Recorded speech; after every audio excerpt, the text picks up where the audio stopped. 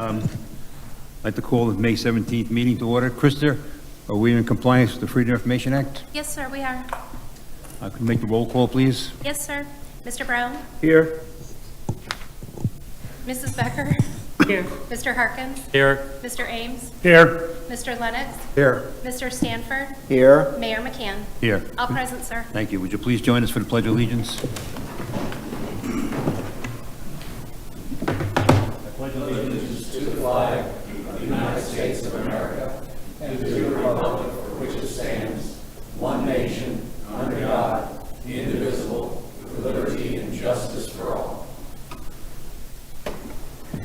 We will hold the invocation until we come back from executive session. Mr. Orlando, do we need an executive session? Yes, sir. Can I have a motion to go into executive session?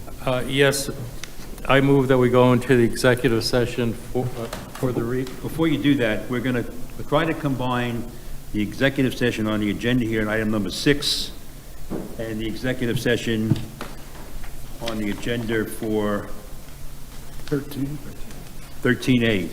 If we don't have time, then we'll just adjourn it to later. So the motion is to go in executive session for both items. Yeah, for the reasons set forth.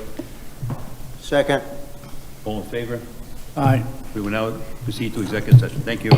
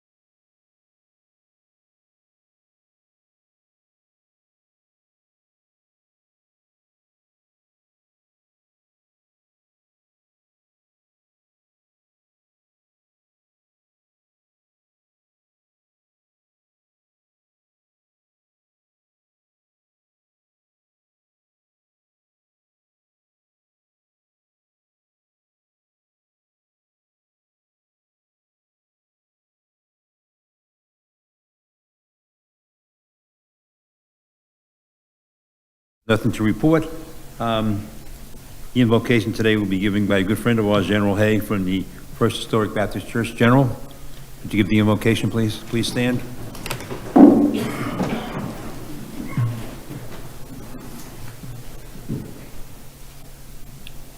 Gracious God, our Father, as we come, O God, we come with thanksgiving, thanking you, O God, for unmerited favor, realizing, O Heavenly Father, that it is all about you and not us.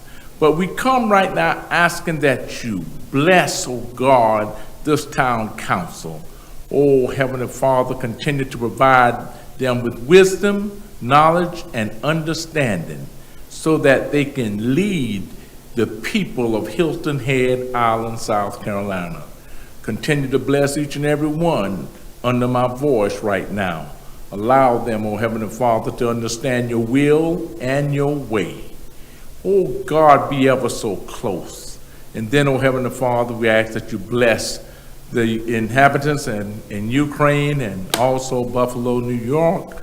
Oh God, continue to admonish those families and give them an understanding, O Heavenly Father, that weeping may endure for a night, but joy comes in the morning. Just bless each and every one of us right now. And allow this council, O God, to make decisions, O Heavenly Father, that will enhance the lives of your people on this island.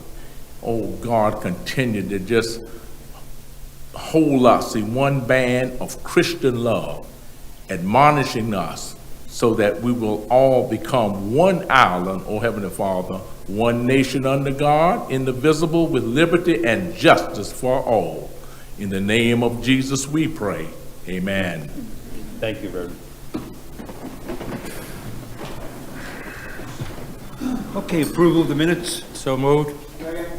Any changes or additions? All in favor, please raise their right hand. Thank you very much. Report of the town manager.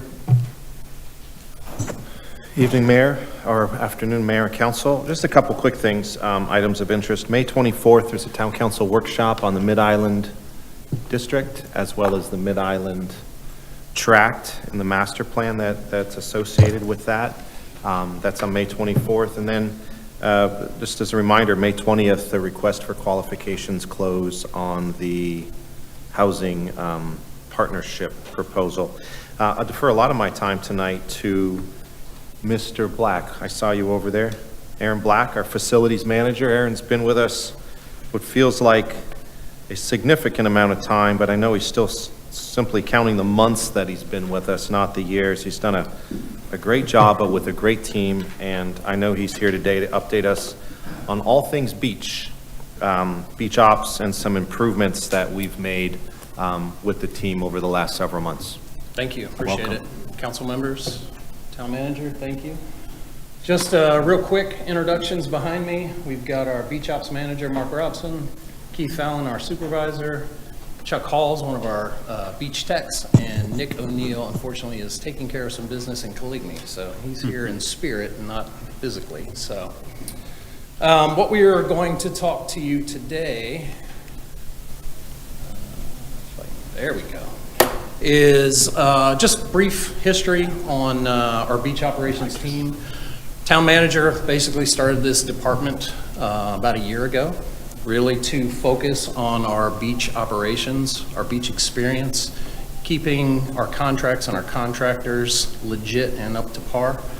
And we have done a lot in that short 12 months since then. A little bit about myself. I've been here since October.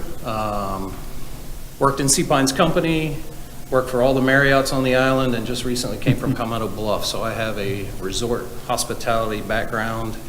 And when the town manager basically interviewed me and hired me, he goes, I want basically Hilton Head to look as good, if not better, outside of the gates than inside of the gates. So that is the task that these gentlemen and myself have been enlisted in, and got a lot of great things to show you. So with all that being said, kind of our 4 rules that we want to kind of go over here is we want to listen to the public, we want to listen to our partners, we want to learn and assess our programs and the things that we want to put in place.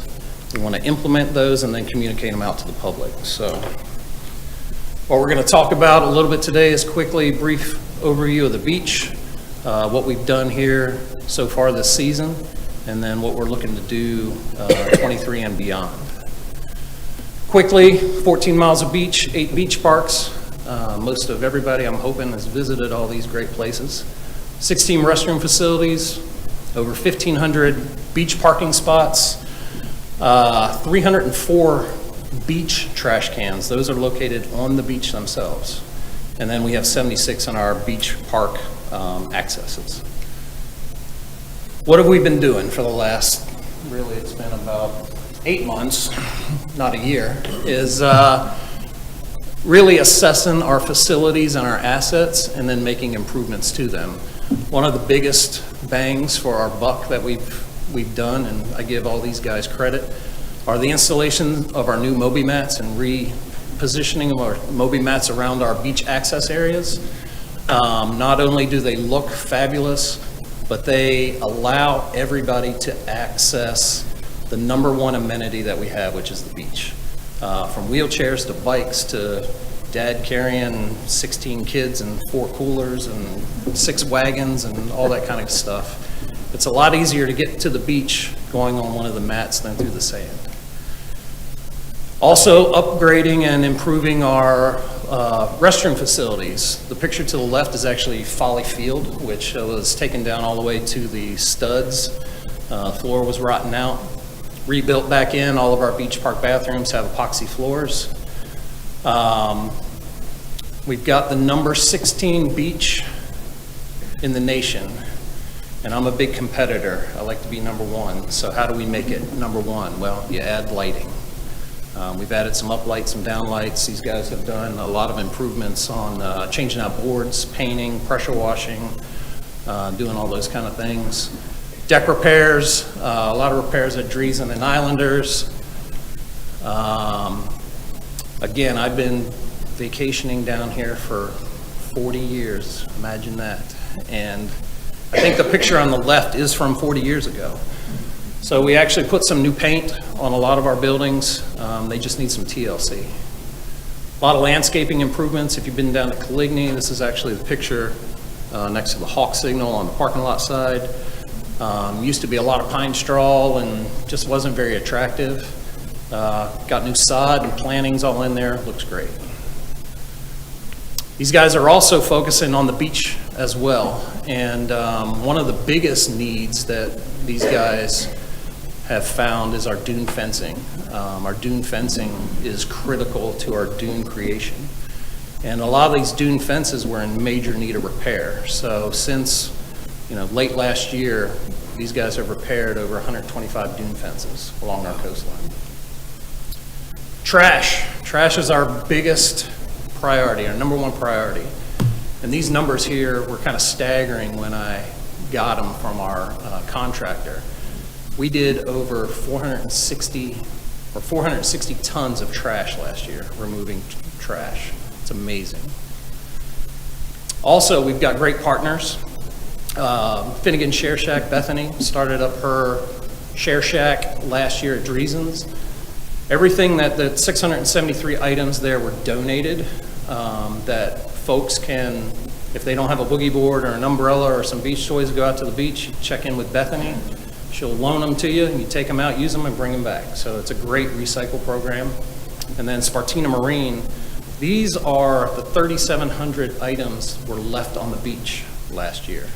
And these are the things that Amber has picked up, and we've recycled those items as well. Marketing, what are we doing to market our beach programs and our beach accesses? We're working with our great communications team with the town to create and promote that beach experience. We're working with our partners. We've got a lot of great partners, which I'll refer to here in just a second. Working with the chamber, again, a lot of recognition from everywhere nationwide. Number 16, Best Beach by Southern Living, and number 1, Island by Travel Leisure. So what else are we doing? Well, we've got a lot of different programs that we're doing. We like to entertain best practices. I don't have all the answers. There's a lot of folks that have great answers, great ideas, and we want to copy those great ideas. Adopt a Basket was one of them. You see them on the beaches. You can pick up trash, dump it in the receptacle when you're done. Wheelchair loaner program we're about to put in place. The borrow bin at Islanders, recycled toys. Again, we spoke about Finnegan's. We're actually in the process of putting up some bike repair station. I know Frank is super excited about around the island. Mark has reinvigorated the Adopt a Beach. Again, working with the Marriott, Westin, Sea Pines, USCB, Outside Foundation, a lot of folks on doing more beach cleanups. And you can tell by the schedule there, they're usually the day after our big holidays. So, and then the other things that we do, wedding permits, boat permits. We've got our parking details for residents, our beach ambassadors, which is our second season doing, which we'll talk here a little bit about more. We've got some folks back from last year, which is outstanding.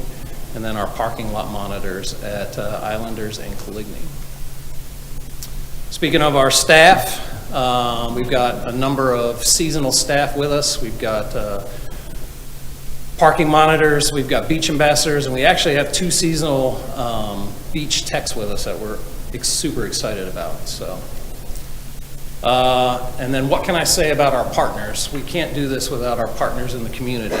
Shore Beach, Turtle Trackers, Palmetto Breeze, Outside Foundation, Bike Ambassadors, USCB, Marriott Westin, Sea Pines, Sheriff's Department, and I'm sure I'm missing a half a dozen others, but without these folks, you know, these are the experts in these areas, and I challenge them to bring me ideas so that we can implement those.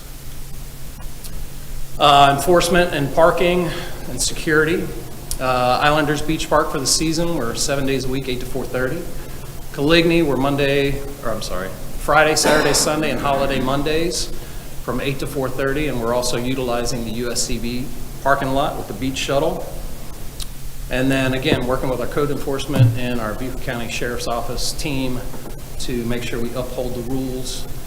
And then something I know we had some issues with last year, we do have 2 companies locally that if we need to tow, we're going to tow, but they do accept debit and credit. So again, our town code enforcement folks, making sure our town ordinance is met, and then working with our partners at the Sheriff's Office on the beaches. Transportation, again, working with Palmetto Breeze, really an untapped resource, in my opinion. They're doing the trolley back and forth across the island, and then they're doing the beach shuttle for us. They've actually added quite a few stops on their trolley this season, so that's great. And then what do we want to do next year and beyond? Well, we want to message, we want to improve our brand awareness, and we want to welcome folks. And I believe it was you, Mr. Ames, that said that if you can find out what a guest's needs are before they show up, that's when you become extraordinary. I think you said that. And that's what we did at Palmetto Bluff. That's how we got the 5-star, Forbes 5-star. So these are all the different things that we're working on. We're also working with our CIP team, great group of folks. They got a lot on their plate. The Islanders Overlook Pavilion hopefully should be finished here within the next week or so. Looks great so far. And then we've got a whole list of other ideas and projects that we want to look into and implement. Again, trash. I talked about those 300 beach cans on our beaches, trash cans on our beaches. Well, we want to map those out. We want to evaluate the use of those cans. We want to hopefully consolidate and probably eliminate some of them that aren't being used. So a lot of good things in the works. We're also piloting a big belly trash compactor. Actually 2 of them in Golegici. Hopefully we'll get those installed here mid-summer. All of everything that we're doing reverts back to the strategic action plan. So that is our Bible. That is what we're working towards, and then ultimately to come up with a beach master plan to present to you folks. Kind of, what we want to do, continue to evaluate our current processes and adapt best practices. We want to be proactive in our communication with you folks as well as the public. And we want to challenge our partners and other stakeholders to improve the beach experience and enhance the island culture. The best way to get in touch with us, if y'all haven't downloaded it yet, is the My HHI app. So not only can you put in work orders, but it also lists a lot of great news, talks about our beaches and our parks and pathways, Palmetto Breeze links on there, a whole bunch of different things. So our IT folks have been great on pushing that out. And with that, I will conclude, and we'll answer any questions you guys may have. Just a comment, I like your energy and your competitiveness, and thanks to you and all your team. These guys are the rock stars, so I just try to keep them on the road. Great job. Thank you. Any other questions? Thank you very much. Thank you. All right. Thank you. Appreciate it. Thank you, Aaron. Next, quarterly update on the Golegici Task Force Work Plan. Miss Ann, who is our interim community planning manager. Hi. Yes. Hi, good afternoon. Thank you, Mr. Orlando, council members, the mayor. For the record, Ann Siren, interim community planning manager, and I'm presenting this update on behalf of Sharice DeBose, our neighborhood preservation administrator, other town staff, and community organizations who are our partners. You'll recall the original Golegici Cultural Preservation Report included 35 recommendations. The task force recommended 2 additional recommendations. And when town council approved and accepted that report, they asked the task force to develop 16 top priority recommendations that are either town directed or town assisted to work on. And so this is an update on those projects. What I'd like to do is focus on, of those 37 recommendations, the remaining 4 that are incomplete. In this case, 12 are completely complete, 2 are 75% complete, and 2 are 50% complete. Complete means that the initial efforts are complete and that they are folded into town operations, or the town was a partner organization and the lead organization is taken over and the town will provide ongoing support.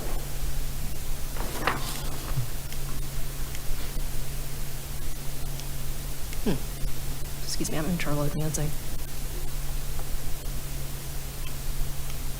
Here we go. Okay, so I'd like to skip over. Oh, that's okay.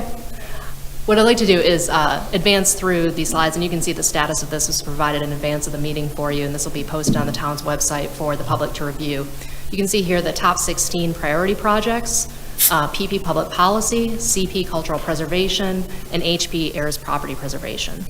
And focusing now, and I'd be happy to visit any of these in depth with you and review them, but I'd like to focus on the 4 outstanding projects.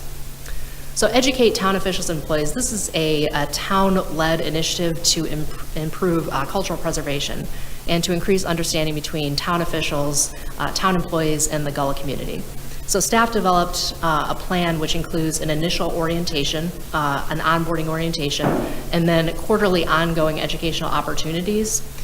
Staff will present the plan in full to the Gullah Task Force. We received some initial recommendations and review from them. At the next Gullah Task Force meeting, we'll publish the entire plan in advance of the meeting, so the task force has the opportunity to review it. We'll get community input. With their recommendation, we'll bring that forward to town council for your review. Then staff will implement the program. Our targeted start date for that is the 4th quarter of 2022. So that would be an ongoing program that would be folded into the town's operations. Establish an open-air Gullah market. This is a cultural preservation project in which the town is a supporting agency. The lead agency is the Native Island Business and Community Affairs Association. The town helped them develop a plan, a marketing plan, and discuss the location of the market, which is proposed to be a monthly market. There was a desire certainly to have the market closer to a historic neighborhood. NIPCA did select the Low Country Celebration Park as the initial location for the market. And that's in consideration of town facilities and available parking.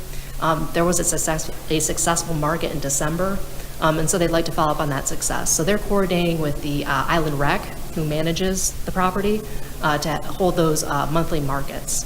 Staff will provide communication support, and when the US 278 project is complete, consideration of an alternative location for the market closer to the north end of the island. Temporary and seasonal signs. This is a public policy initiative that is town-led. The initial discussion that staff presented was that there was a desire to have signs that would identify Gullah businesses, and those would be available throughout the historic neighborhoods, which, as you know, cover a large area of the island. There were some concerns about the breadth of those signs, the number of signs that would be displayed, and so staff revisited that, and with the Gullah Task Force's guidance, identified 10 businesses that we think would actually benefit from the signs. So our next steps are to work with NIBCA to discuss having signs that are already LMO compliant that those businesses can use, discuss those with the businesses, see if those work. If those signs don't work, and additional amendments need to be made to the LMO to accommodate signs that will be more suitable, staff would bring forward a recommendation to Town Council at that time for those signs.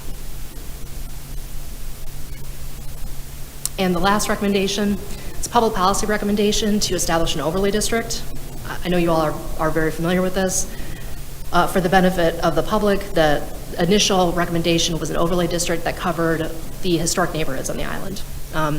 Parts of that overlay district were approved by you, Town Council. Those were the family compounds and family subdivisions, and some amendments to development regulations on those properties to make it easier to develop those properties. With the benefit of working with property owners in the historic neighborhood, staff has identified a list of continuing challenges for property development. And we presented those to the task force for their review and input. So things such as addressing, access, preservation of heirs property generally, but specifically trying to clear title, and the costs associated with development.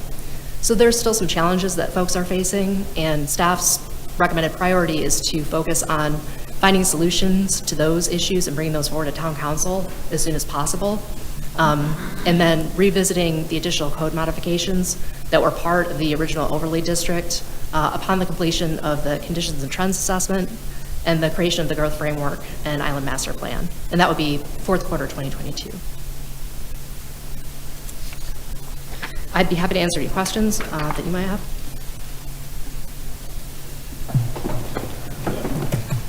Just very quickly,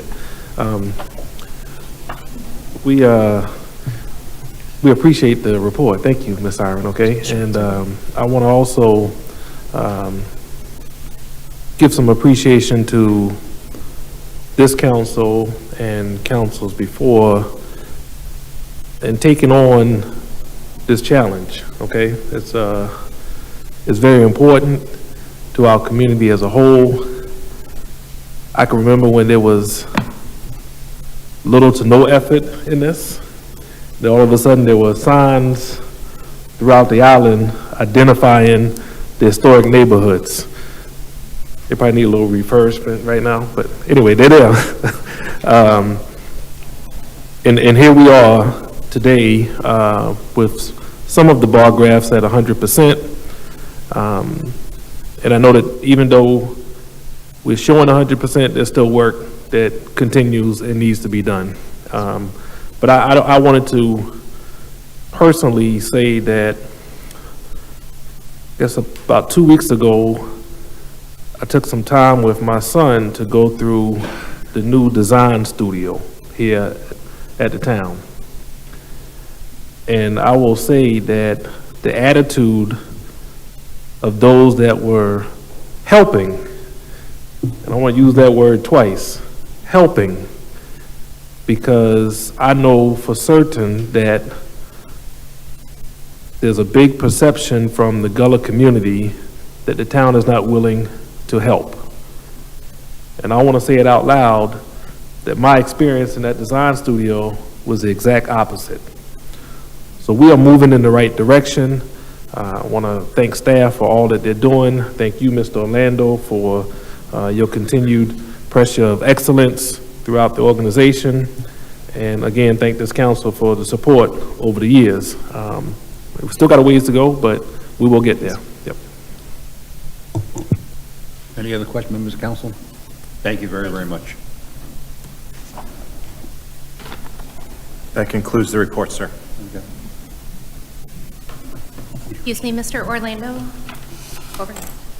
We had one more item. Oh, I must have that agenda. Yeah, the report on the recommendation from the Beaufort County Transportation Advisory Committee to Beaufort County Council concerning a proposed 1% sales tax referendum. My apologies for the oversight. Mr. Christian. Thank you, Mr. Town Manager, Mayor, members of the council. Glad to see, except for Councilmember Harkins, everybody had the memo about the tie today. So Yeah. Must have been picture day. It was. Good guess. Mine's in the car. The mayor and council asked me to represent them at Beaufort County's Transportation Tax Advisory Committee. And the committee met for 10 sessions every week, 17 members representing each of the county districts as well as each of the municipalities. The recommendation, which I'm sure you have a copy of, went to the Public Facilities Committee of the County Council yesterday evening, and it was unanimously moved forward to the full council for a first reading. A couple of highlights on that. There was not unanimity, or even close to unanimity, on whether or not this should go to a referendum this year or at all. Obviously, with the present financial climate, folks' retirement savings are very much being affected. Inflation is at an all-time high. Fuel prices, food prices are all skyrocketing, and for the foreseeable future will probably go up. So whether or not the citizens of Beaufort County have an appetite to tax themselves another 1% at this time is yet to be seen. So it's be up to the county council. We did not recommend a time frame. If I had my recommendation, it would be far off in the future, maybe possibly 2024, because I just don't believe the taxpayers would be up for that type of an increase. The recommendation was for a 1% sales tax to raise $700 million over a 10-year period for a variety of transportation related projects. Directly related to Hilton Head Island was about $80,000, $80 million. $40 million for strictly municipal projects within the town, and another $40 million to aid in the corridor review, which is the Bridge and 278 corridor project. There were other pieces in there that would benefit Hilton Head. There was $60 million for road resurfacing throughout the county, including the municipalities.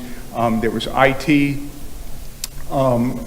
funds to make our signalization smarter, and all of those, would benefit the town. One of the things I brought up is that, although it's a $700 million excursion, a very large disproportionate amount of those funds, if this ever passed, would be raised by the town of Hilton Head.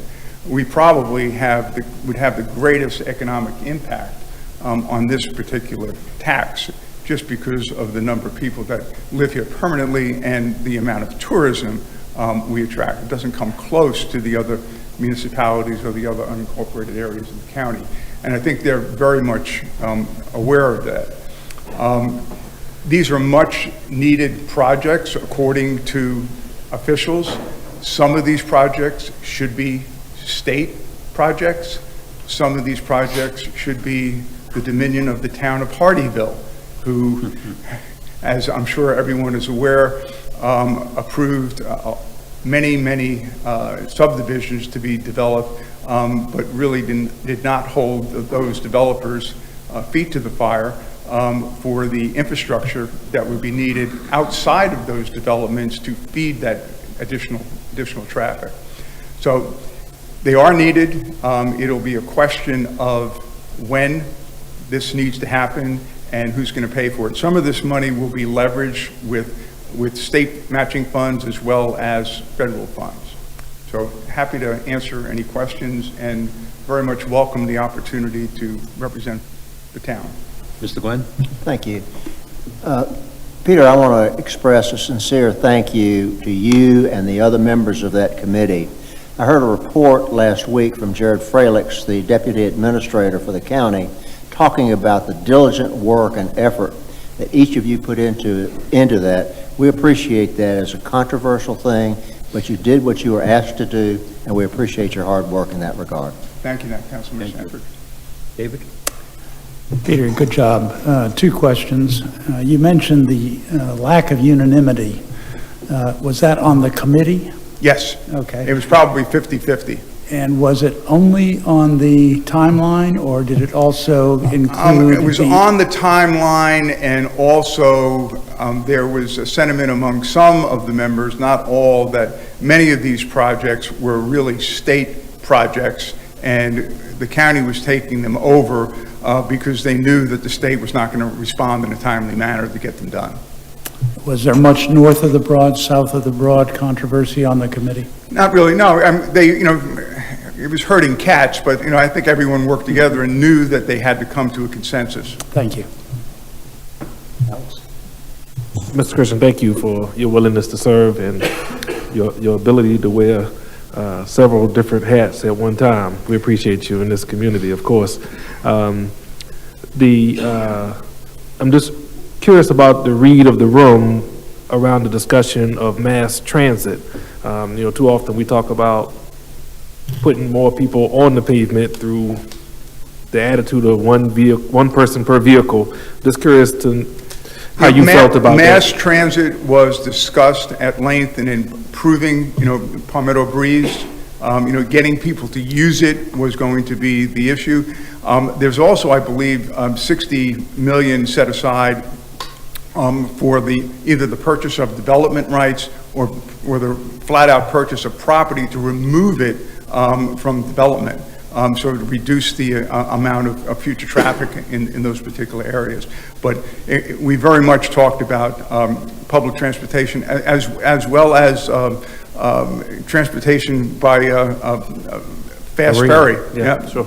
Okay. That was very much talked about. Good. Bill?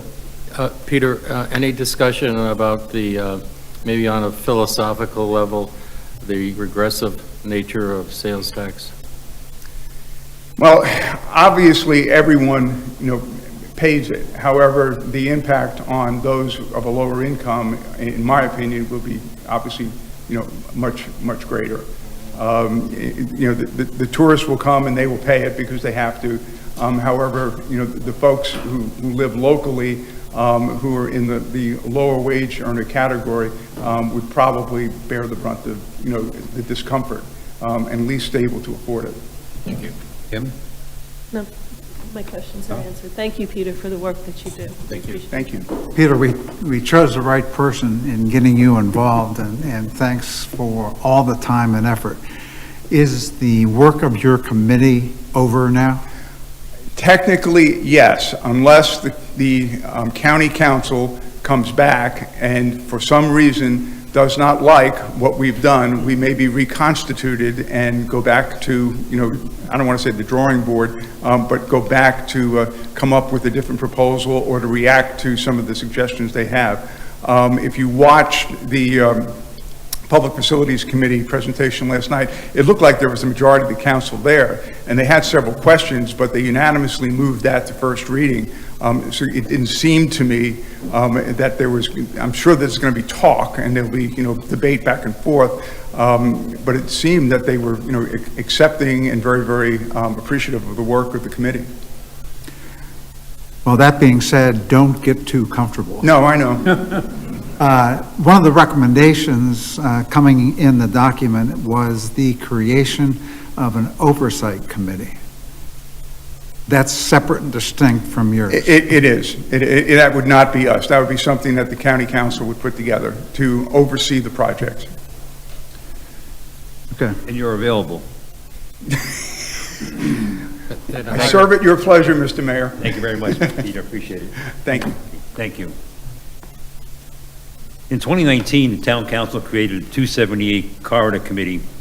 The group was charged with engaging many of the island's different stakeholder groups, gathering public information, and formulating a recommendation that would be communicated with the town council and SCDOT as part of the environmental estimate process and the development of design alternatives.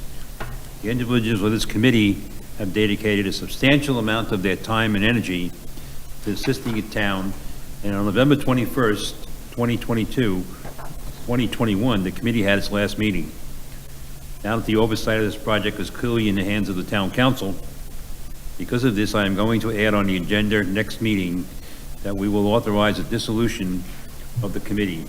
Once approved, we will find the appropriate opportunity to thank these individuals and recognize them for the hard work and service they've had. They've done a great service to the town, and I thank them very, very much. Reports by committees. Community Services Committee. Yes, thank you, Mr. Mayor. We'll be meeting next week with the able help of Krista, who's pulling together opportunities for service in the community on our various committees. Public Planning. And no report at this time, and also wanted to add, though, that the Public Planning Committee will not be meeting during May. Okay. Finance and Administrative. Thank you, Mayor. The Finance and Administrative Committee met this morning with two agenda items. The first was a report from the Community Foundation of the Low Country on the ARP funds awarded to the foundation to be awarded to grant applicants. The first $500,000 for fiscal 2022 have been awarded. The process works and the awards seem to be most appropriate. The second agenda item was a report by John Troyer, our CFO, on the 10-month operating results from the town. The sources of revenue seem to be most appropriate. The trends are positive. Expenses to date are as per budget, and there's no unexpected variances in expenses. Fund balances continue to grow, and through 10 months, the report was positive. Thank you. Mr. Sten, Mr. Glenn.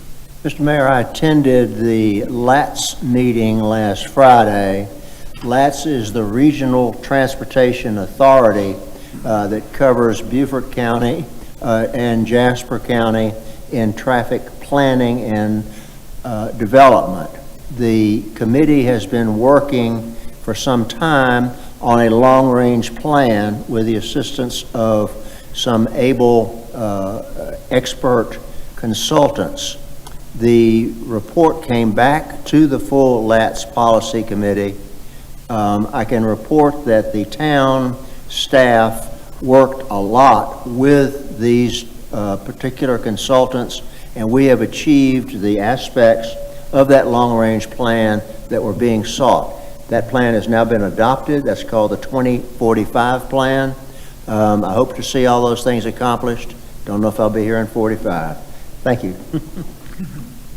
Any other reports by members of the council? Okay, appearance by citizens. Just like to remind everybody to give their name and address when they come up to the podium. And civility is the big word for the day, okay? Let's all try to be civil in our presentations and don't have any direct attacks on anybody. Krisha, who's appearing today? Yes, sir. Our first citizen is Russ Whiteford.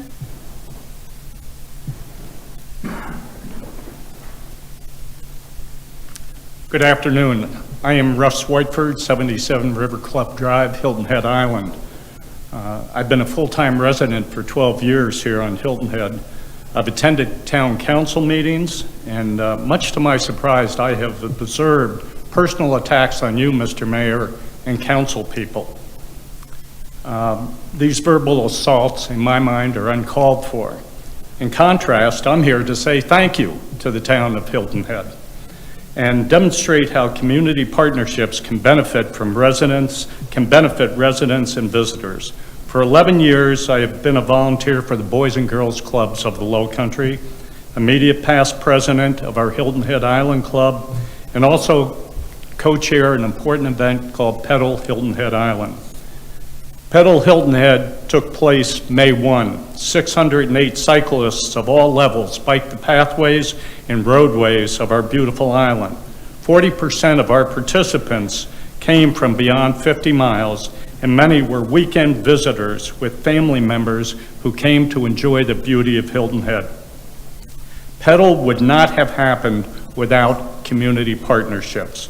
On Saturday evening, the Kiwanis Club of Hilton Head Island collaborated with Boys and Girls Club to offer an open house and free barbecue to Petal participants.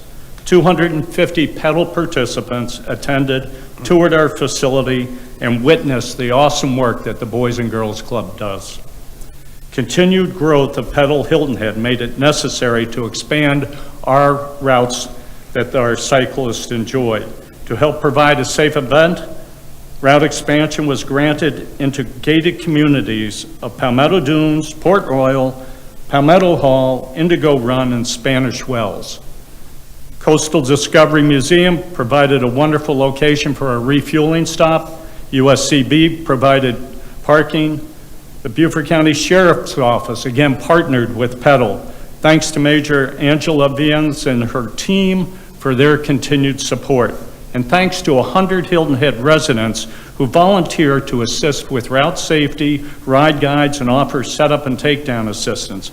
Yes, and thank you to 27 local businesses who were event sponsors to make our event successful. Now, thank you, Town of Hilton Head, for your support. Johida Pfister and the EMS and Fire Department team who were present if needed. Thanks to town employees Eileen Buckaloo and Zendaya Irwin for your ability to answer event questions, and a special thanks to Aaron Black, Town Facilities Manager, for preparing the pathways and roadways to ensure a safe ride. Thank you, Mr. Mayor and council members, for your approval of our request for ATAX grant funding to market Petal Hilton Head Island. The results speak to the power of community partnerships. Petal Hilton Head Island 2022 netted $108,000 to support programs at the Boys and Girls Club of Hilton Head Island and those kids who need us the most. Thank you, Mr. Mayor and council people, for contributing your time and talents in making Hilton Head a wonderful place for residents and visitors. Thank you. Thank you very, very much.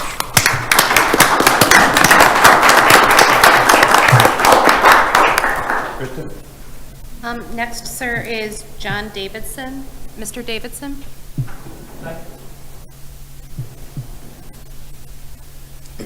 Good afternoon, John Davidson. I reside across the street in Shipyard. I'm a retired lawyer and urban economist. And a couple of weeks ago, I attended a meeting and tried to hint that there were, and I support a real solution for the short-term rental problems we have, that there are significant drafting problems with the ordinance that we have now, and I've outlined those in an email to you. But since then, an even more pressing concern has come to my attention that I think everybody here should be aware of about the inadequacy of the ordinance that you have. The town is presently a plaintiff in a lawsuit against Beaufort County. I assume you all have read your lawsuit, have you? Because in it, in paragraph 38, you allege that any ordinance has to include a finding that it will cause property values to increase. That's the legal position you've taken in the circuit court in Beaufort County. No such finding appears in your ordinance. Nor is it possible. You continue in your lawsuit that a purported increase in property values must have a rationale stated in the legislative history. And you attack Beaufort County because their ordinance lacks both. Now, I believe you could find a rationale for the ordinance that you're proposing, but you don't have one now. You have people who are upset because they don't know the people who live next door to them. You could go to places like Tybee. Tybee's doing a better job than you all. It's pathetic. They're adopting an ordinance that has residential districts and that is going to eliminate short-term rentals over time so that people will know their neighbors. And so I'm going to sum up. I got 50 seconds, but I'm not going to take them all. You have not had competent professional help for years. And you're going to pay a price for it. It's just starting. Thank you, sir. Krista? Lastly is Mr. Hoagland, Skip Hoagland. Ms. Sir, I Hoag? don't see him. That concludes appearance by citizens. Thank you very much. New business. I'm sorry, I was told earlier that the option to speak, even though I wasn't on the... Are you going to speak on the short-term rentals? No, so I'm e-bike ordinance.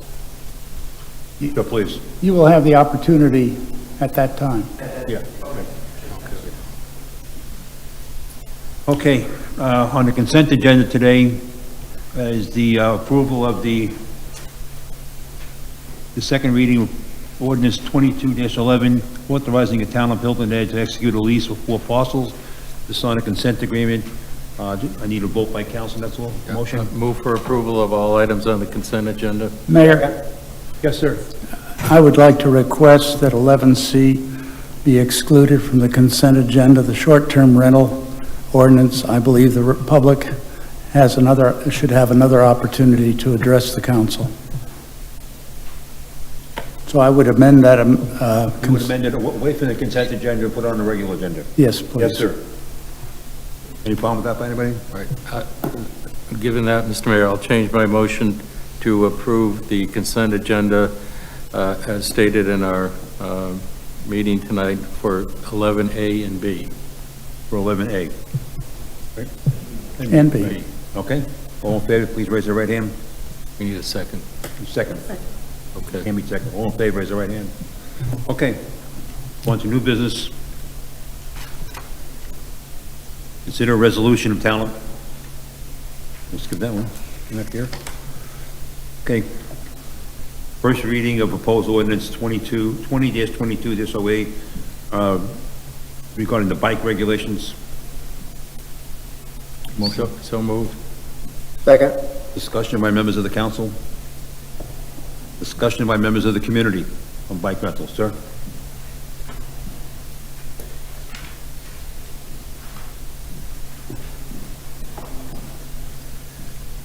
Thank you for the opportunity to speak, and apologize for the interruption. No, that's fine.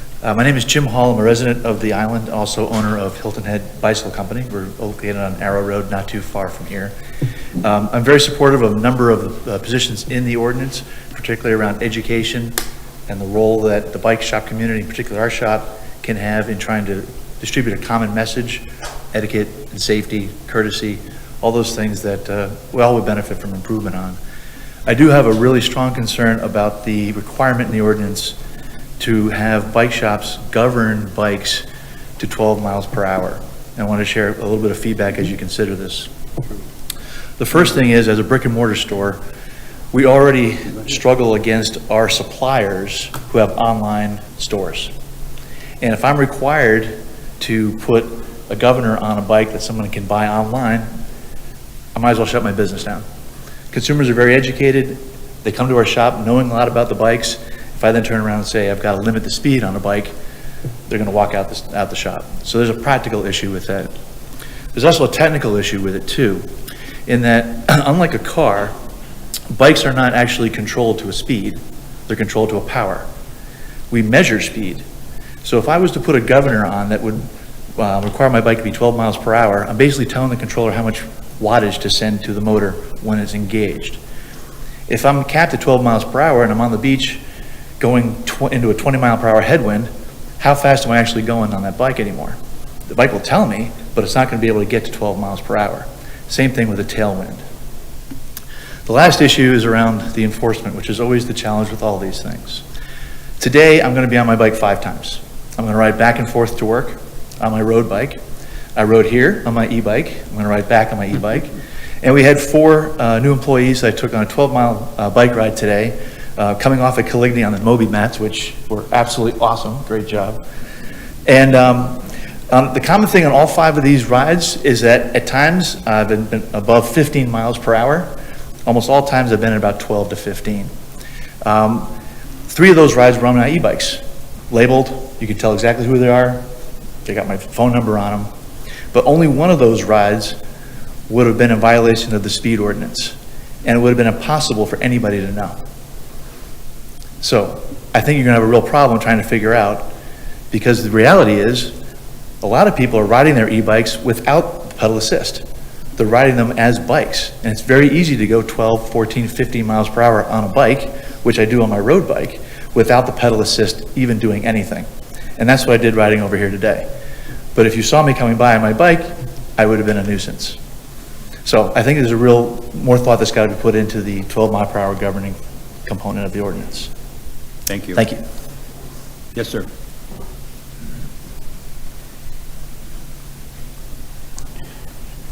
Steve Alfred from the Bike Walk Hilton Head Island Group. First wanted to thank Missy for picking up this project after Diane left and doing a very good job in making this ordinance available to you. 2 points that I want to deal with. We start with the basic concept that the issue we're concerned about is safety, and where that translates to in practicality is speed. Starting with bike shops who rent and sell e-bikes is certainly reasonable, but going through the bike shops is only dealing with a small part of what the electric bike population is in the community. So it's a good start, but we have to recognize there's a lot more e-bikes around than those that come through the bike shops. As Jim mentioned, using the governor on an e-bike as a means of limiting speed is, in my judgment and the judgment of the committee, not the best way to deal with it. Governors on the e-bikes, if you want to set 12 on a pathway, which I think is fine, maybe it should be different in other areas, those same bikes can be ridden in the roadways. They can be ridden outside of Hilton Head in Bluffton. They can be taken home if they're by visitors and used elsewhere. Riders are not going to be happy if they have to limit to 12 miles in places where it's not needed and not required. So I do not think that it is the best approach to say we should have governors that limit it to 12 miles an hour. The important thing really, as mentioned earlier, is the speed. And the best way to do that, and we've used the concept of point of sale, that concept doesn't mean where the bikes are sold. It means, as applied here, where does the reader have to understand what he's reading on the sign and what he has to do. And that means we really need signs on the pathway that say 12 or whatever limit we come up with. And I hope that ends up in your phase 2. Because that's the only place it's really going to be effective. We have found over years in Sea Pines that putting out written materials with speed limits and a whole bunch of other rules is very problematic. Tourists come down here to enjoy themselves. They may or may not read those, and if they do read them, they may or may not remember them at the point they need to know that, which is right on the path. And so I hope we can get, in relatively short order, we can get to signs on the pathway. Thank you. Any other comments you could? Patsy, you don't have to get up, just stay there. All right.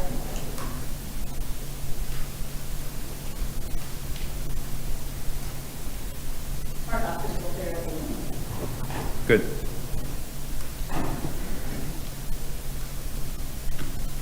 Thank you, Mayor, members of council, town manager, Patsy Bryson, 3060 Allen Avenue.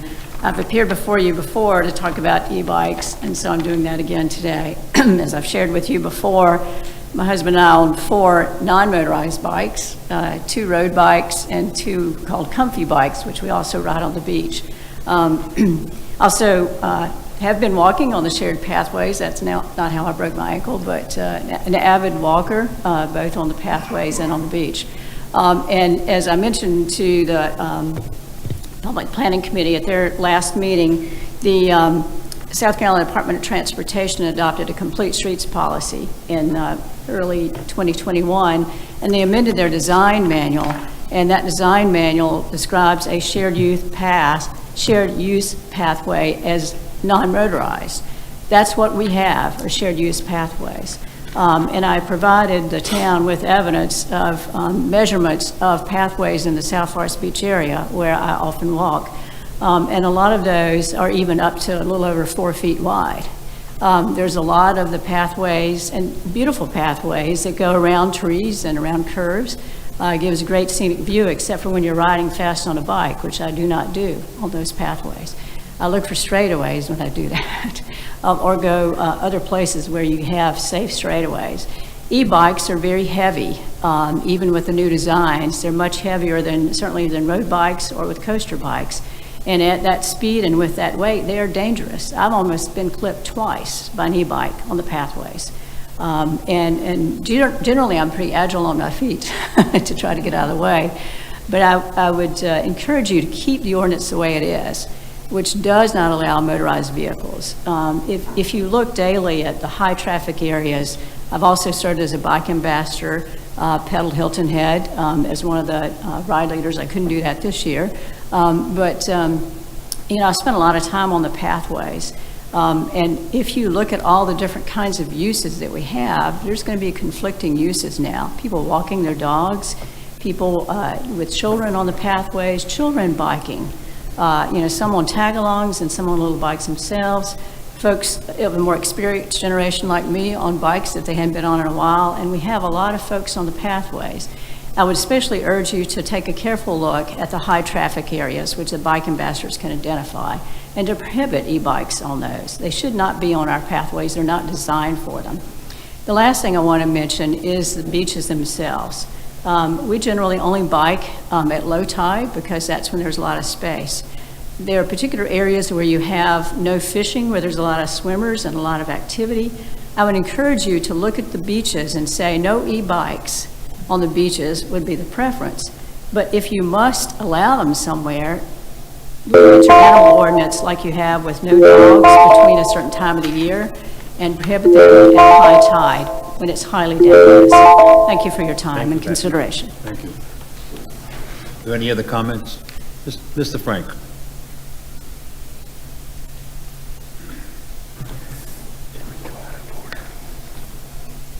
Did we go out of order? Good to see you, my friend. First, a personal note of thanks.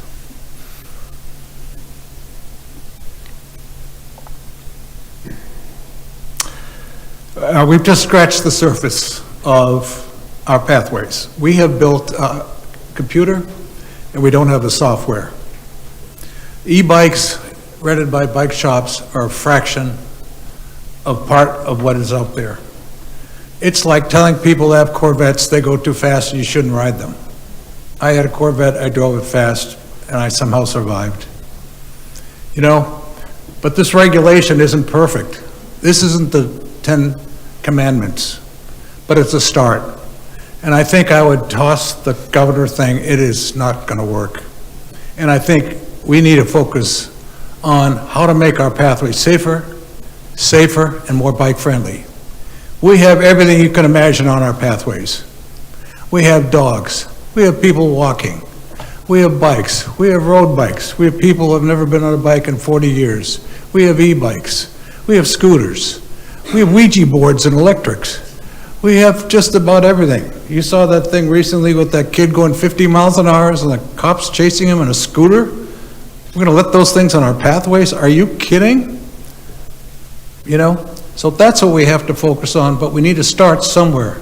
And getting this e-bike resolution passed and in place gives us some experience. So let's get going. Let's toss this thing on top that says control the thing, please. Otherwise, let's get going, we'll learn, and we'll adjust and get going. Focus on safety and bike friendliness. Let's do something with these wonderful pathways that we have. Okay? Thank you. Thank you, Frank.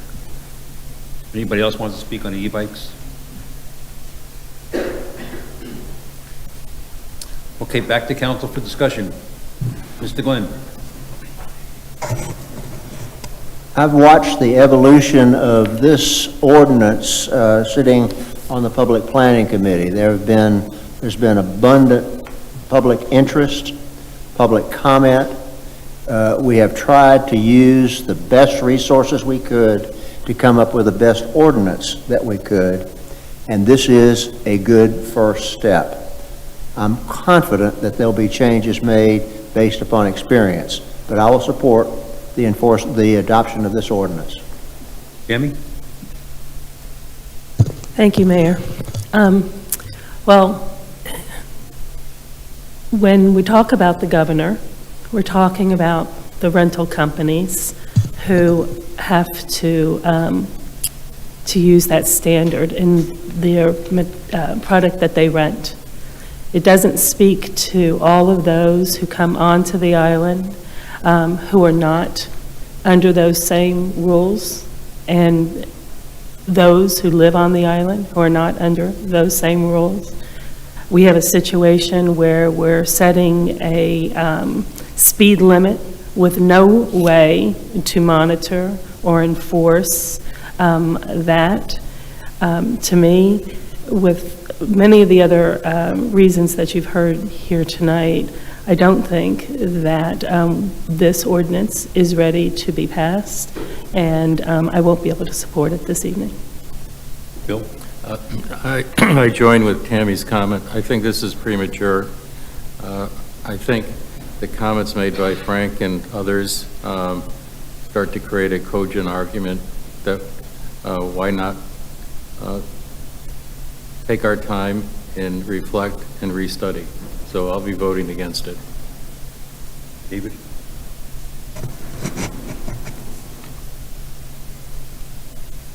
I'm not against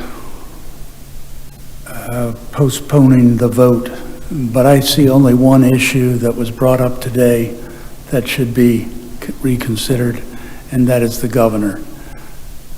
We've gone through this a number of times, and I'm resisting the temptation to delay, but I think valid comments were made tonight, and I think that I would be in favor of postponing the vote until the Public Planning Committee can assess the situation with the governors. Thank you. Don? The only place, well, said differently, the current leisure pathway system that the town has is not the only place that bicyclists can ride. They have other options. So if we're concerned, and we are, about safety on our leisure pathways, I think finding a way to limit the speed is in the best interest of all who use those pathways. Jim, I don't know whether you would have the ability to tell your customers that if you want to ride the leisure trails on Hilton Head, here's a bike with a governor that limits that speed to 12 miles an hour. If you don't want that governor, you can't ride the leisure trails. I don't know whether that would be an option or not, but I think it may be something to talk more about. I am amazed at how fast 12 miles an hour is. And some of those turns you talk about, Patsy, you can't make them at 12 miles an hour, especially if you've got people coming the other way. So we've got to find a way to limit the speed on our leisure trails, and governors may be one option. Speed limits certainly are one option, but the issue of compliance and enforcement comes up pretty quickly with signage only. So if we are able to generate additional dialogue on this, and I think we could, I can support postponing the vote. Alex?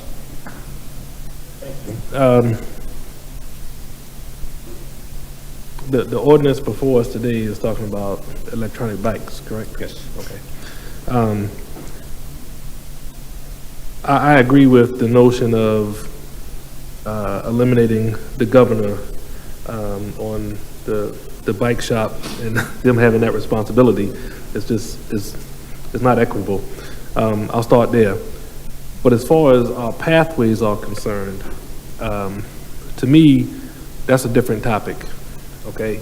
And I know that we are charging Mr. Orlando with hiring more staff to deal with some of our pressing issues. I believe there's a public safety director that's in the hopper and more code enforcement, correct?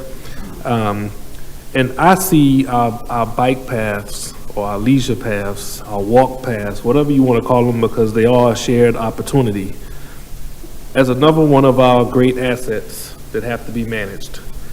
And although the bike ambassadors and Mr. Babel and his team do a great job as far as advocacy, the responsibility of safety on the pathways is our responsibility, okay?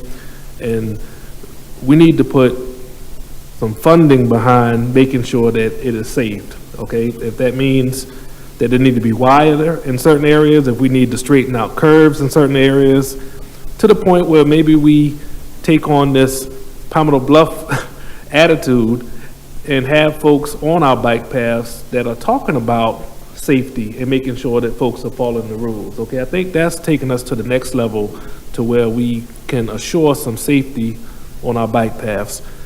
Just targeting electronic bikes at the moment, I don't think is the comprehensive answer that we're looking for. So if we were amending the motion to eliminate the governor on the bikes and that be managed by the bike shops, I would be willing to support this tonight. David, if we did that, would you support this tonight, eliminating the governor?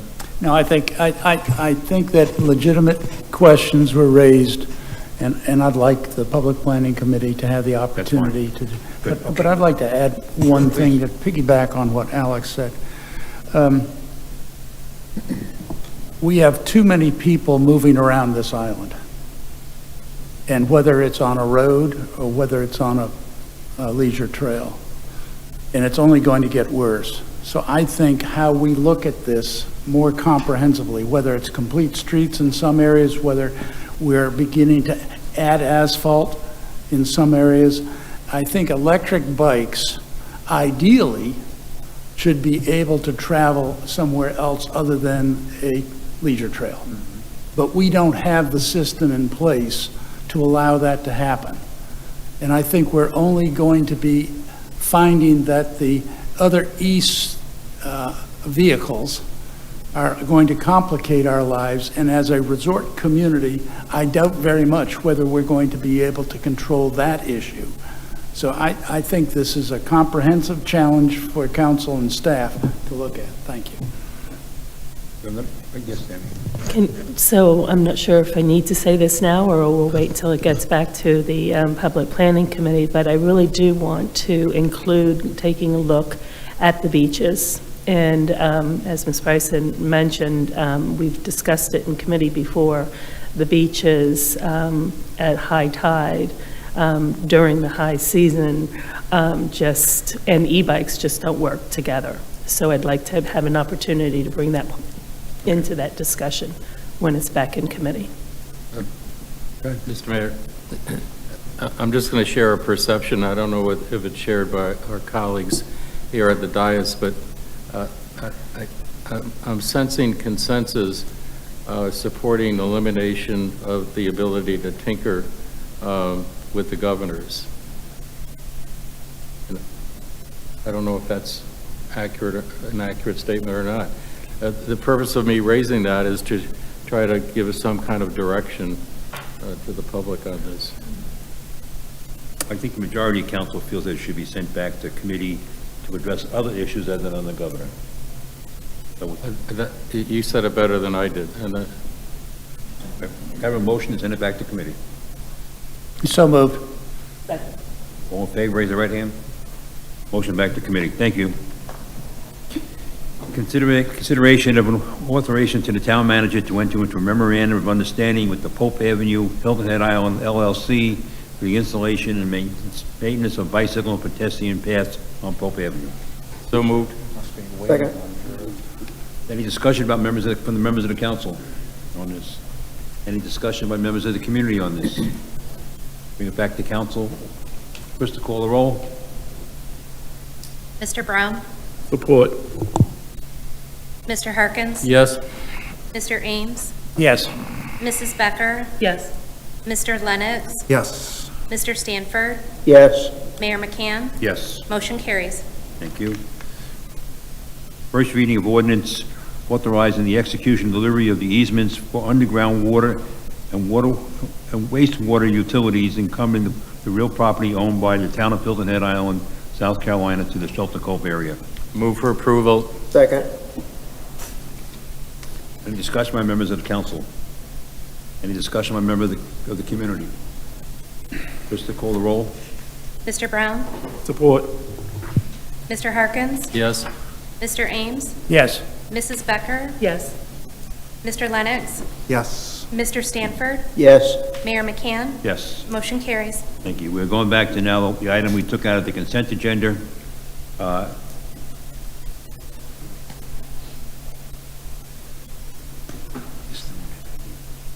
This one. Yeah, okay. Second reading of proposed ordinance authorizing the town of Hilton Head Island to lease 4 acres of land along, no. No. Use this one? Okay.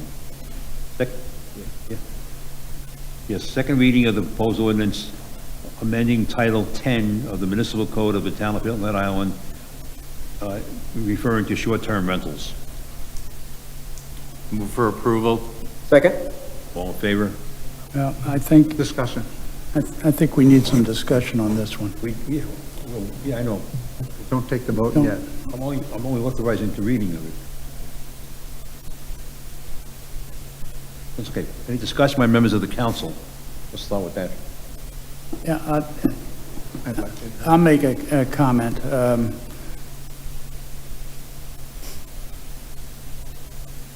I think every member of council has received innumerable emails on the short-term rental issue.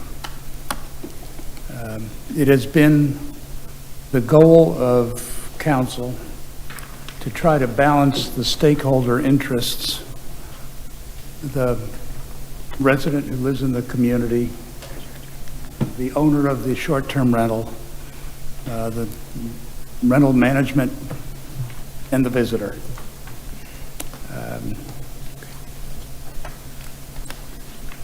Clearly, what we have before us today is more of an administrative ordinance that attempts to, in some cases, elevate the experience of visitors. In other cases, perhaps elevate the performance of some rental agencies.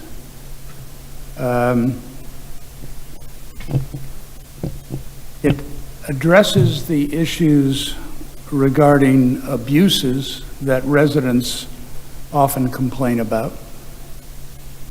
And so I think we are at a point now where it's important for us on council to approve this, but because of the complexity of the issue, I felt that it was important for the community to have another opportunity to address council before we take that vote.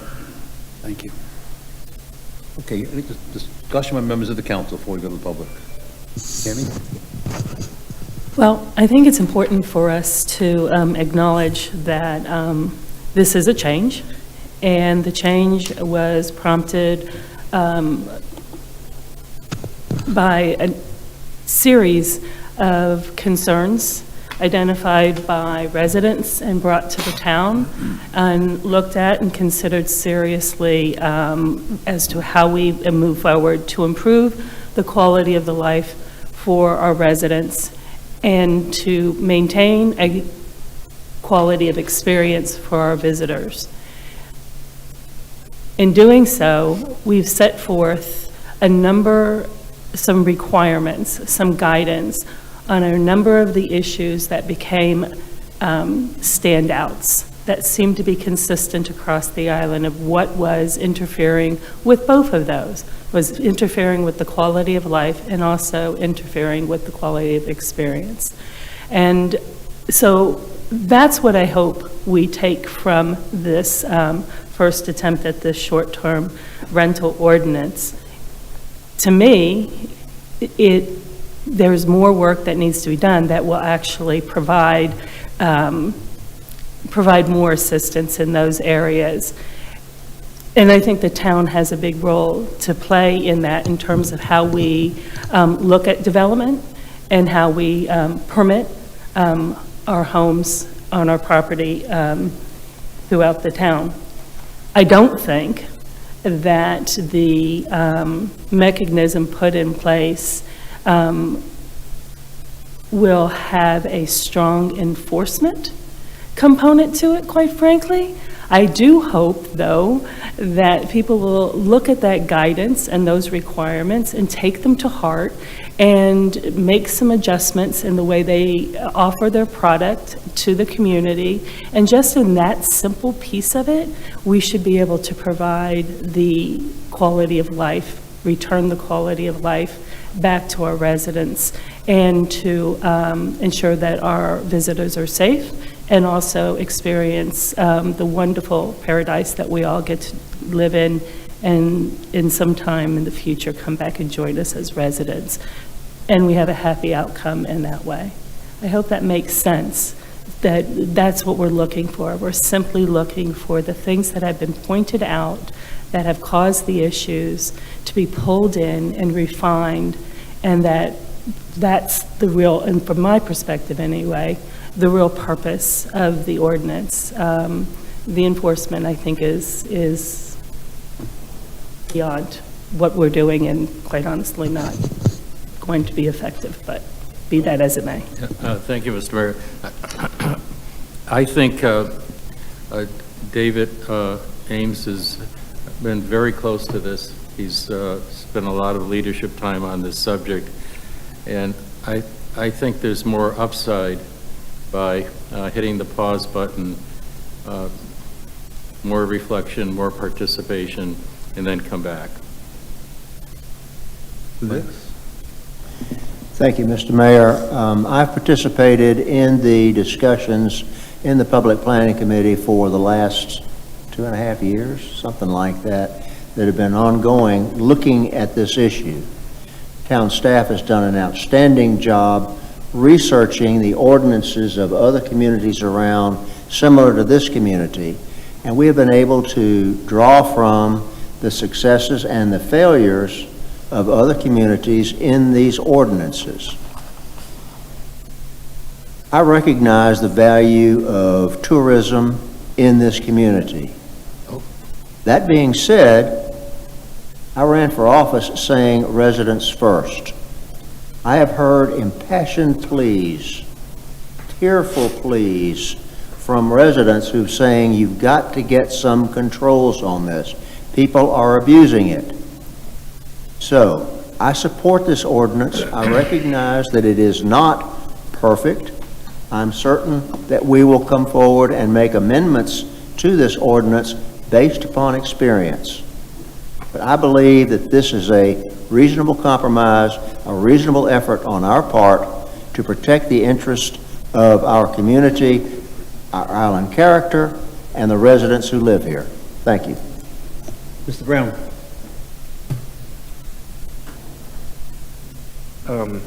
I've got a question for our council, actually.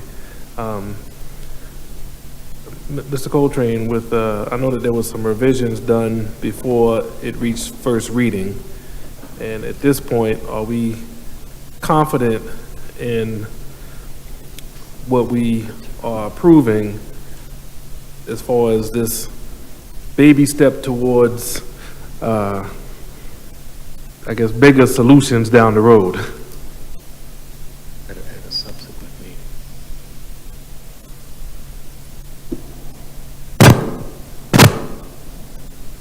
if I understand your question, which is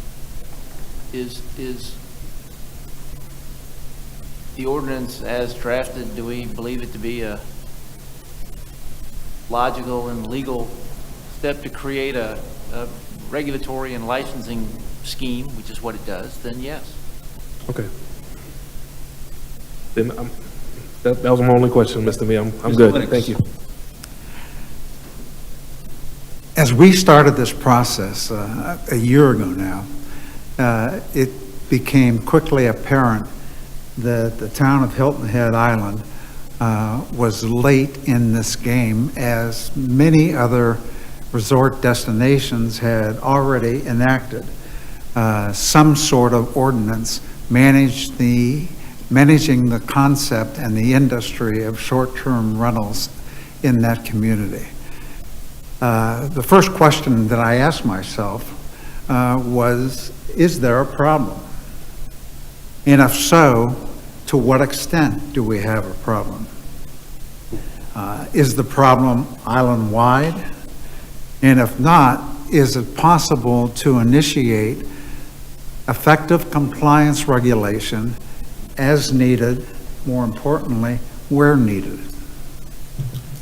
I recognize that the large majority of short-term property owners and short-term property managers are and have been compliant with all of the elements of the proposed ordinance, and there's no reason to think that'll change. I also recognize that the problems and complaints we've received originate from a very small percentage of short-term properties. It's also clear to me that the number of short-term rental properties and complaints are increasing, and it really is the role of local government to assure that these nuisance properties don't increase to the extent that it threatens islander quality of life. The short-term rental industry has been an increasing source of revenue for businesses, for property owners, and local government, and that any attempt to manage this industry mustn't cause a damage to the industry. In the months leading up to this ordinance, I have been amazed at the exhaustive community outreach by town staff. And we've heard really the good and the bad from property owners, from neighbors, property managers, and our business community. So what we do here this afternoon, we do with as much information available to us as possible. Certainly, we are not uninformed. I have engaged with anyone who wants to discuss this issue with me, and as recently as this morning, continue to absorb different issues and different points of view. Additionally, I've discussed the proposed ordinance with a group representing the largest number of homeowners and with the largest professional property management company that I represent. And I move forward only after considering their comments and those of all the people that I've spoken with over the past months. I therefore think that what we have done and what we propose doing clearly represents the appropriate action in the best interest of the majority. Thank you. Public comment now. Who wants to be first? This young lady here. Okay, go ahead. Good afternoon. For the record, I'm Drew Brown, managing partner of Island Time Hilton Head. I can say that I, first off, appreciate all of your comments today. I know that it's been a very involved process, and I think today, more so than anything, it's not about what's going to happen, it's about what we can do going forward. So I just have a few remarks. Vacation rentals are critical to our community, to our economy, and to our job base. Supporting jobs and homeowners, contracting services for properties, and the small businesses who depend on the patronage from visiting families. As we all know, we're a tourist destination. But making sure that that is a balance with our island community is very important. Today is about looking forward. So we look forward to working with town staff on things like occupancy, parking, noise, and finding the right balance for Hilton Head Island. The professionals that are working alongside in this space with the town staff are locals that believe in the vacation rental industry and care about our long-term footprint on the island. We look forward to collaborating with industry partners, both locally and nationally, to bring best practices and implementation. We look forward to working on a standing, structured, formal government committee by the town that looks at all sides of the vacation rentals and considers all aspects, from jobs created to resident support to impact to marketing opportunities, to ensure our island values are articulated to our visitors. In advance of the committee being crystallized, I just wanted to mention that this Friday, as was just released in the paper, the Today Show will be broadcasting from Hilton Head Island, all because of a partnership with Verbo and Expedia. The segment will be showcasing the best of Hilton Head Island and relaying our Hilton Head Island values and pride for our island community to the millions in the audience. This is what we can do together. And more. The Hilton Head Vacation Rental Alliance is here and supported and funded by Verbo Expedia. It's comprised of homeowners and professional managers that are waiting for the town to engage. Once engaged, we as experts can help you move this forward. Thank you. Thank you. Yes, ma'am.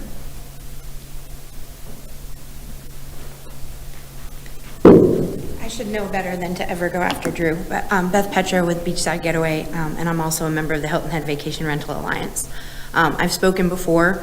I know that the steps in the ordinance right now are things that will lead to good neighbors, which is what we all want. We want to make sure that our community stays in that manner. And as Drew's point, looking forward, we do want to make sure that we're achieving the next steps with appropriate data. As I stand here, I don't believe that we still know exactly how many short-term rentals are on this island. That is going to be a huge key in how we step forth with any additional steps. Ms. Becker, to your point, as far as building limits and things like that, all of that needs to be known before we move anything further from this first step in the ordinance. Thank you. Thank you. Anybody else? Yes, ma'am. Hi, my name is Beverly Serrell, and I also serve on the Vacation Rental Alliance, have a short-term rental business and also real estate brokerage, and am a resident of Hilton Head Island. So thanks very much. I hate to take up time, but I really do want to echo the sentiments of my colleagues here, and thank you all for the very thoughtful approach that you've taken so far. We know that there are going to be other steps after this, so I think we've already shown what we can really do together, and certainly in collaboration with our industry partners. Drew is definitely correct that the whole thing about the Today Show, and it's going to be really, really, I believe, a really good thing for Hilton Head Island, is truly only because Verbo is sponsoring this with Today, and they together pitched Hilton Head Island as a great place to showcase for summer vacation. And then I believe, maybe a little selfishly, that those great vacationers who have the excellent experience become our neighbors. Maybe they rent, maybe they don't, but we all then live together, and I think that's really the kind of the grace and the beauty of Hilton Head Island, is our peaceful coexistence. Thank you. Is there anyone else who would like to speak on this subject? Peter. Seems like a fun topic to weigh in on. Several people have talked about balance And this is really about balance, and I come with kind of unclean hands. The community I manage has an amendment against short-term rentals. There are a handful that are grandfathered in, and when I say a handful, I mean literally a handful. I moved into a brand-new community, and full disclosure, I ended up as board president, and the first thing the board did was pass an ordinance through the community to eliminate short-term rentals. That said, every full-time resident on the island benefits from short-term rentals. The owners of those properties pay the full boat on property taxes. There's an accommodation tax. If there's a 1% sales tax, those are the tourists that are going to pay the bulk of it. So we all benefit from that. We've learned that when we go into a restaurant, to make a reservation a year in advance, especially during tourist season. We know that we shouldn't leave the island on a Saturday morning or try to come back on a Saturday afternoon. And we've learned to live that way. Just a couple of cautions. There are instances where in a condominium association or HOA where if the number of short-term rentals moves past a certain number, and that's usually about 50%, the federal government will not issue federally insured loans for those properties because they feel they're a bad risk. So bear that in mind. The other item is, as these individuals who may exhibit bad behaviors, and what we're talking about is bad behavior here, it affects those who are living there full time, and then they're annoyed, and at what point do they move out, and it moves the community, past that point. So there is a balance here, and there are planned communities who have short-term rentals, and they have actually limited the number that could operate within a community, and you can only apply to short-term rent if somebody drops off. That's within an HOA, and there may be some municipalities who may have the ability for similar ordinances. But all of those items are in play. But it's been said here many, many times, this is about balance, and we all benefit from those short-term rentals. Thanks.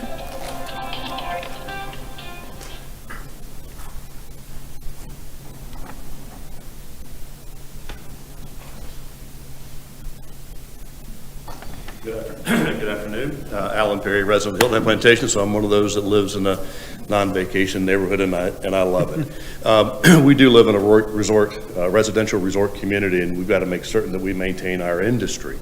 One thing that I've heard, a couple things I've heard as y'all have discussed this, one, the clarity and the transparency, which is awesome, is what we need to have more of in everything that we take on an ordinance like this.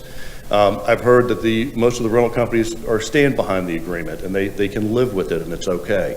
The one thing I haven't heard discussion of is the changes that we went through from 2019 to today. Because of COVID, the number of people that have come through to this community, the number of homes and condos that have converted to either second homes or rental properties or a combination thereof. We don't know what's going to happen tomorrow. So as this ordinance gets passed, we need to make certain that it's in place for a period of time that we can understand what it means and how it affects each community and each of the companies and each of the owners as they own these properties. So I implore you to give it a year, see what happens. Make certain that it's the right ordinance in place for us at the right time. Make certain that we're not going too far based off of changes over the past 2 years. Good chance a lot of these people are going to say, I love it there, I love to be there for a couple of weeks, but I don't want to own there anymore. I'm going back home. I'm going to take my money back there. And that's a good possibility. Starting to see it happen a little bit already.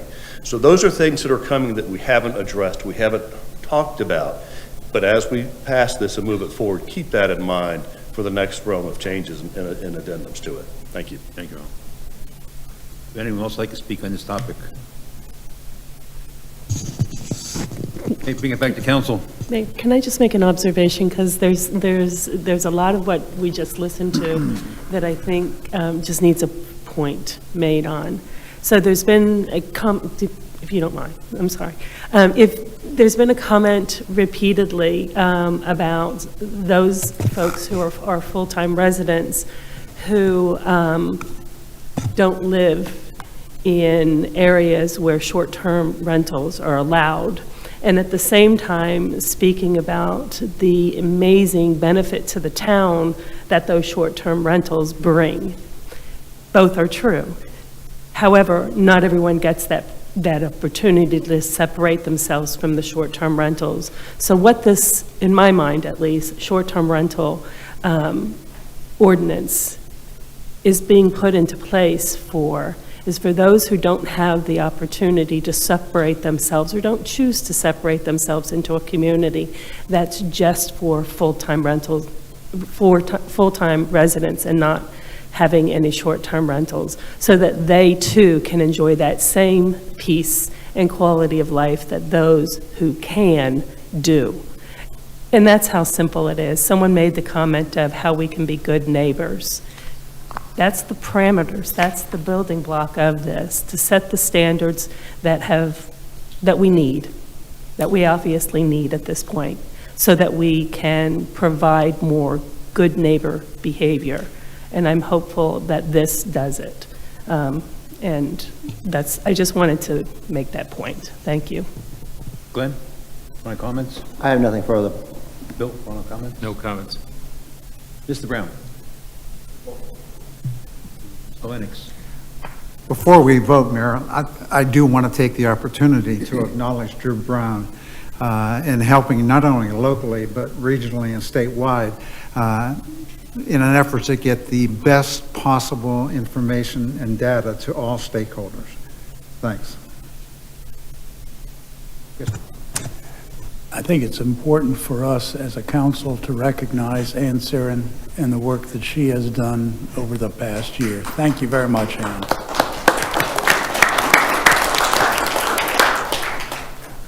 Okay. Yep.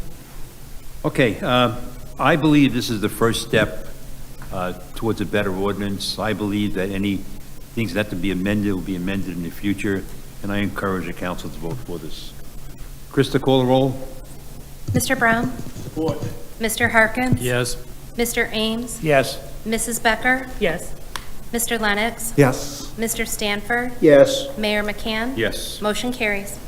Item 12, on new business, even though the recipient isn't here, resolution of the town of Hilton Head Island, South Carolina, dedicating a fountain at Shelter Cove Community Park in honor of Drew A. Loughlin for his role as mayor in the development of Shelter Cove Park. Drew is working today, he's on the bench, and he called to say that he'd be late, but time is gone. Is there a motion and a second to approve this resolution? Move for approval. Second. Any discussion by members of the council? All in favor, please. Call Christian, I'm sorry, call the roll. Mr. Brown? Support. Mr. Harkins? Yes. Mr. Ames? Yes. Mrs. Becker? Yes. Mr. Lennox? Yes. Mr. Stanford? Yes. Mayor McCann? Yes. Motion carries. Have a motion to adjourn the meeting? So moved. All in favor, raise your right hand. Thank you very much. Thank you.